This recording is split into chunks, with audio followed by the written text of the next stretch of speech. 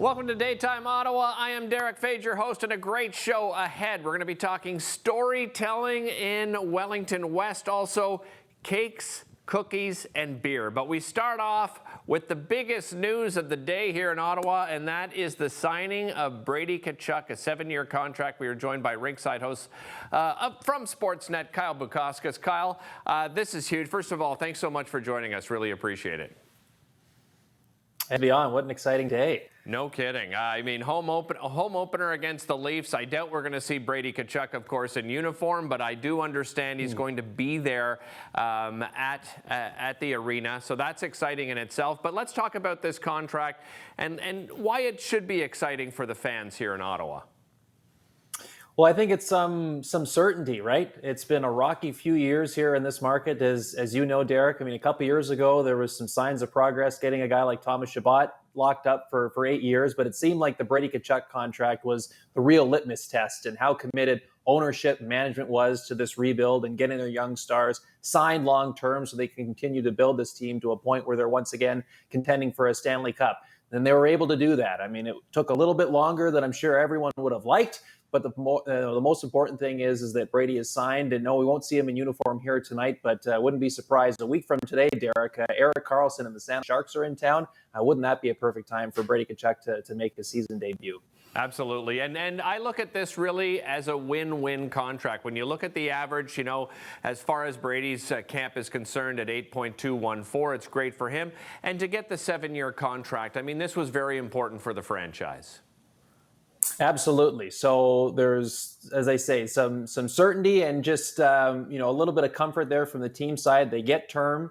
The player side, I would agree with you, totally wins with the AAV. I mean, the main comparable for him likely was Andrei Svechnikov in Carolina. He was a little bit under 8. He gets just a shade north of that. So he's a player that I think is valued far beyond, what he does on the ice here in terms of the organization and the city here in Ottawa. And I think rightfully so, he's going to be paid for it for the next 7 years. And Kyle, is he the obvious captain now, do you think? I know it's been talked about between Thomas Chabot and Brady, but locking him up with this 7 years, is it almost an automatic he becomes captain now?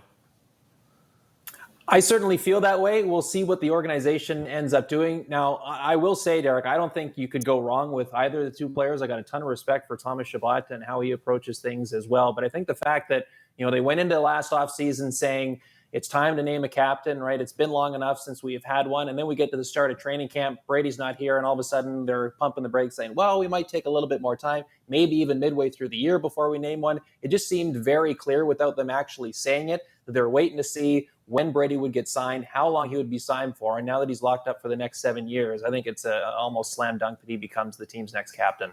Let's talk about the rest of the young core. We're looking at Norris and Pinto at the center position. They're obviously the 1-2 there, but a lot of people, of course, excited about seeing the second season of Jimmy Stützle. Tell me about Tim and what you foresee for him for this season.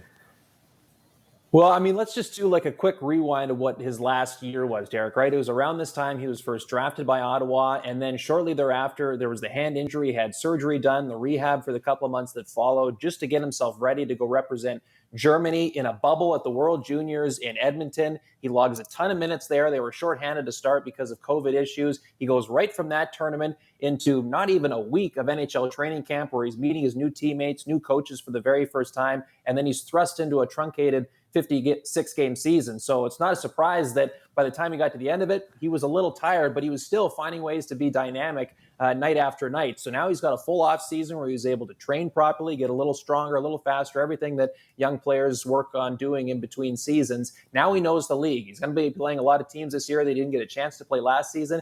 But you just saw the confidence was at a different level, I found, through training camp. He's still working through some kinks, I believe, but he's a player that, I mean, it would not be a surprise at all if he hit 25 goals this year, and I wouldn't even be surprised if he was, inching towards 30. He's got the capability to do it. I think a lot of fans and, of course, the coaching staff excited about the Thomas Chabot and the Zub pairing. I mean, this looks like the perfect pairing, but when we look at the second and third pairing, any cause for concern there?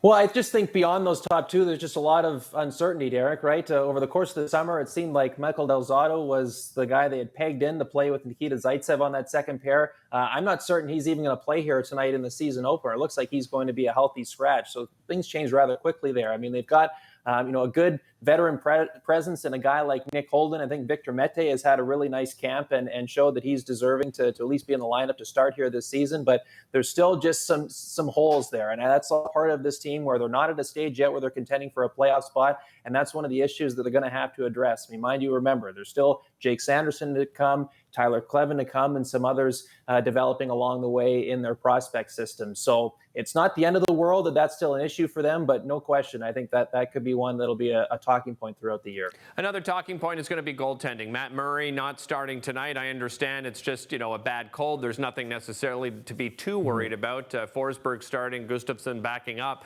But if Matt Murray falters, do they go to Forsberg? Did they bring up Gustafsson? What do you think about the goaltending situation?